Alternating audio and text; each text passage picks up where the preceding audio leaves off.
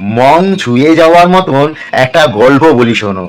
একবার একটা খুব ভালো সৎ আর দয়ালু ছেলে একটা খাবারের দোকান করেছিল। খুব ভালো চলছিল তার খাবারের ব্যবসা। একদিন হঠাৎ দুজন এসে বলল, বাবা আমরা খুব ক্ষুধার্ত, কিন্তু আমাদের কাছে পয়সা নেই, দুটো খেতে দেবে? ছেলেটা তাদেরকে পেট ভরে খাওয়ালো। এরকম পরের দিনও তারা দুজন সেই দুপুরে এসে বলল, বাবা আমাদের কাছে পয়সা নেই, কিন্তু খিদা পেয়েছে, তুমি কি খাওয়াবে? সেই দয়ালু ছেলে তাদেরকে সেদিনও পেট ভরে খাওয়ালো। তৃতীয় দিন সেই দুজন লোক দুপুরবেলা দেখছে দূর থেকে চলে যাচ্ছে, মুখ ঘুরিয়েও তাকাচ্ছে না দোকানের দিকে। দেখে ছেলেটা তাদেরকে বুঝতে পারলো যে সত্যি তাদের কাছে পয়সা নেই, খিদা পেয়েছে, দুদিন তো পয়সা দিতে পারেনি, ওই জন্য হয়তো লজ্জায় চলে যাচ্ছে। তাদেরকে ডাকলো, আপনারা কি খেয়েছেন? বলছে, না আমরা ক্ষুধার্ত। বলতেই সেই ছেলেটা তাদেরকে আবার পেট ভরে খাওয়ালো। খাবার খেয়ে সেই দুজন তাকে আশীর্বাদ দিল, ভালো থেকো। আরেকজন মনক্ষুণ্ণ হয়ে বলল, বাবা আমরা তোমাকে পয়সা দিতে পারি না, কিন্তু তুমি খাওয়াও, তুমি এত ভালো মনের একটা মানুষ।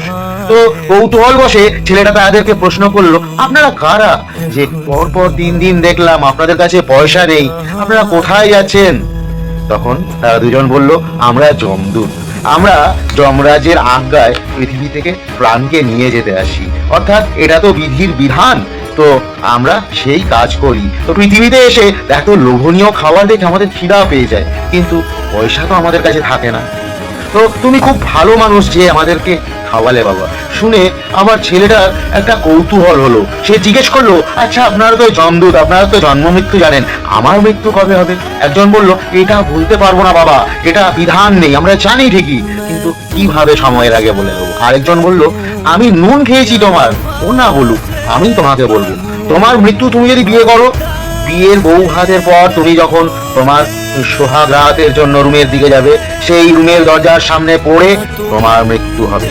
ছেলেটা শুনে ভয় পেয়ে গেল, বললো, এর কোনো বিধান আমি কিভাবে বাঁচবো? বলছি, এটা আমরা বলতে পারবো না, আমরা শুধু যমরাজের আজ্ঞায়, কেন কর্মফল অনুযায়ী মানুষ তার জন্ম মৃত্যু নির্ধারণ হয়, তো সেই হিসাবে আমরা শুধু নিয়ে যাই, আমাদের কাজটা এখান থেকে নিয়ে যাওয়া, কিন্তু কিভাবে এটা আটকাবে বা আটকাবে কিনা এ সম্পর্কে আমাদের কোনো জ্ঞান নেই। তবে আমরা দেখেছি বিধান কখনো পরিবর্তন করা যায় না।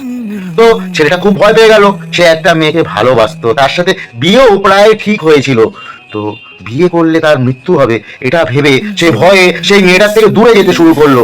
কিন্তু যেটা হয় ভালোবাসায়, মেয়েটা বলল যে না, বিয়ে তোমাকে করতেই হবে, এতদিন ভালোবেসেছি, তোমাকে ছাড়া আমি বাঁচবো না। বাধ্য হয়ে ছেলেটা সব সত্যি কথা মেয়েটাকে বললো, যে আমার কাছে যমদূতরা এসেছিল, তারা বলে গেছে যে বিয়ের পরই আমার মৃত্যু হবে। মেয়েটা হা হা করে হেসে উঠলো, বললো, সামান্য দুজন তোমার সাথে ইয়ার্কি মেরে খেয়ে চলে গেছে, আর তুমি সেটাকে নিয়ে পড়ে আছো, এটা বললে চলবে না, বিয়ে তোমাকে করতে হবে। ছেলেটা মেয়েটাকে সত্যিই ভালোবাসতো, তাই অগত্যা তারা বিয়ে করে ফেললো। বিয়ে করে যখন বউ ভাতের পর সে তার ঘরের দিকে যাচ্ছে, তখন দেখলো সেই দরজার সামনে ওই দুজন যমদূত দাঁড়িয়ে আছে।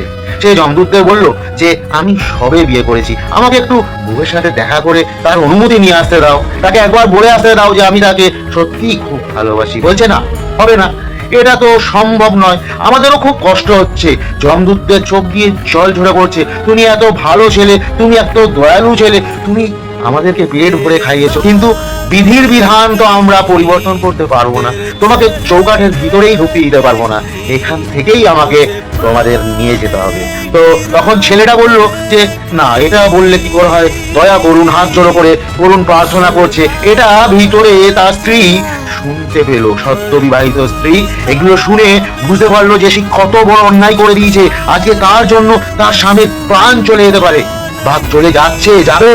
এরকম সময় সেই মেয়েটা ভেঙে পড়লো। এমন অবস্থায় জানলার বাইরে থেকে একটা আওয়াজ শুনতে পেল। একজন গর্ভবতী মহিলা জানলা দিয়ে তাকে বলছে, মা আমাকে দুটো খেতে দেবে, আমার খুব খিদা পেয়েছে।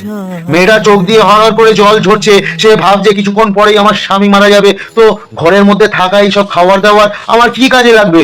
ওই জন্য সেই জানলা দিয়ে সেই মহিলাটিকে সব খাবার দিয়ে দিল। মহিলাটি খাবারটা সযত্নে নিল, নিয়ে দুহাত ভরে তাকে আশীর্বাদ দিল, তুমি তোমার স্বামী আর পুত্রকে নিয়ে 50 বছরের বেশি সংসার করবে, তুমি সুখী থাকবে, এবং তুমি তোমার সিঁদুরটি অক্ষত রাখবে 50 বছরের বেশি। এটা যেই মেয়েটাকে আশীর্বাদ দিল, যমরাজের কানে সেই কথাটা পৌঁছে গেল। যমদূতরা তখন ছেলেটাকে বলল, এবার তুমি ভিতরে যাও বাবা, এবার তোমার আর মৃত্যু হবে না। কেন? পৃথিবীতে সবচেয়ে শক্তিশালী হচ্ছে আশীর্বাদ। এই আশীর্বাদ তুমি পেয়েছো, কাজেই আগামী 50 বছরের বেশি সময় ধরে তুমি জীবিত থাকবে। তোমাকে আমরাও নিতে পারবো না, তুমি যাও। যমরাজ আমাদেরকে ডেকে পাঠিয়েছে, ফেরত আসতে বলেছে। এই গল্পটার মধ্যে দিয়ে এটাই বোঝাতে চেয়েছি, এই কলিযুগে পাপ হয়, এই কলিযুগে মানুষ খারাপ কাজ করে, এই কলিযুগে আমরা অধঃপতনে যাচ্ছি, এই কলিযুগে আমরা মানুষ হয়ে মানুষকে খুন করছি। আবার এই কলিযুগেই আশীর্বাদ হচ্ছে সবচেয়ে শক্তিশালী জিনিস, যেটা সহজে পাওয়া যায় না। অর্থাৎ যদি পারো, মানুষের থেকে বেশি বেশি করে আশীর্বাদ সংগ্রহ করো, ভালো কাজ করো, সৎ কর্ম দিয়ে আশীর্বাদ সংগ্রহ করো। কারণ তোমার সাথে কিছু যাবে না, কিন্তু এই আশীর্বাদটাই তোমার জীবনকে সফল বানিয়ে তুলতে পারে, তাই না? রাধে রাধে।